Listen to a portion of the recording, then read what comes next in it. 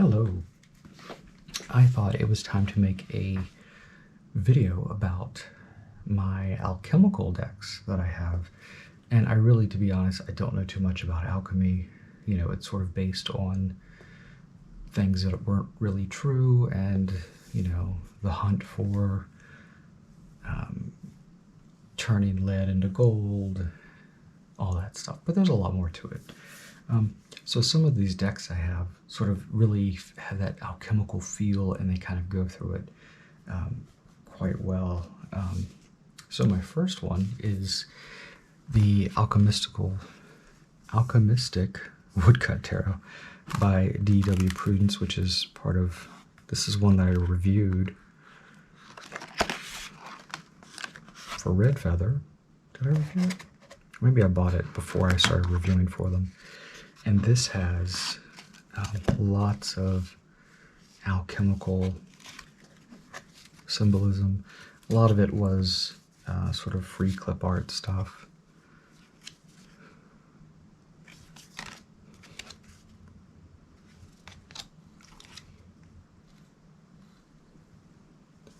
Let's see, where am I going with this? Come on. Oh, the Fool. The Magician. See, you got the alchemical stuff. High Priestess. The Empress. Emperor.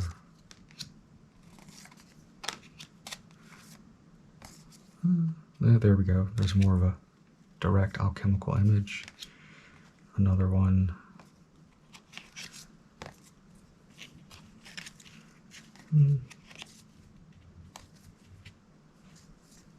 Got some more religious stuff built in. There's sort of one. There's one. There's definitely one. Yep, there's one. And another. The minor arcana have more to do with alchemy than anything else. So, but I really my one critique of this is that some of the pictures of the decks actually look really, really stretched. One in particular is near about hideous, but I talk about that. There we go. A lot of these, you're very familiar with if you look at things that are alchemical. And let's see. This is one I recently did. I'm not even going to open it. The Terra Volatile. It's great as far as alchemy and symbols, and it's the video I did the last tarot review, so this is now on my list. And the Tarot of the Holy Light. This is lovely. Mainly I love the colors, I love the feel of it. I believe this is the larger deluxe edition that I have, but you can see very alchemical as far as the imagery goes. And I like the colors because it reminds me of sort of like the 60s, 70s sort of palette. Very bold, and all these images are heavily influenced by alchemy. And you can still buy this one, I believe. I'm really not sure what edition I have, but mine is marked 2011, and I love this. It's great. They also do the Udi's Picard Tarot, which I have and I haven't talked about yet. And then there's the Splendor Solis, which is basically images from the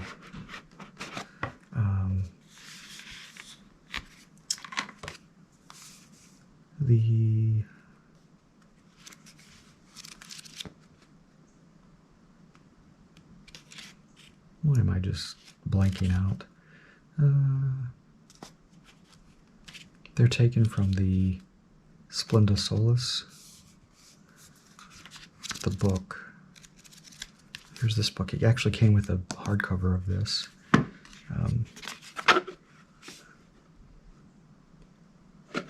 Yeah, Splendor Solis. It's based on the Splendor Solis. These are lovely. They're kind of rubbery feeling, but they have the sort of the gold in there. And they're kind of antique-y gold gilded. These are very alchemical. I mean, it's based on the Splendor Solis. And I think they did a really good job with it. To be honest, it's not a very usable deck for me. It could be if I maybe studied it more, but I just think it's just a nice collectible deck. But yeah, it really has that alchemical feel. And I have two more. You can't not talk about alchemy without talking about Robert Place.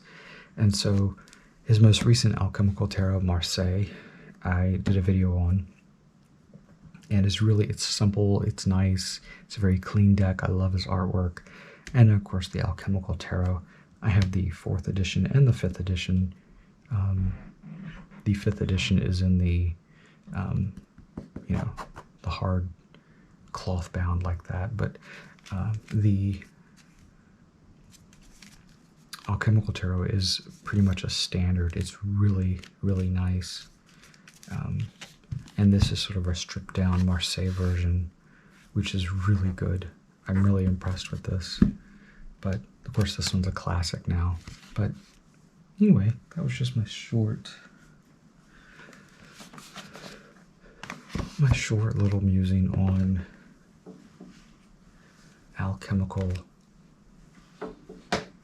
or alchemical feeling decks. They have sort of a flavor of alchemy to them.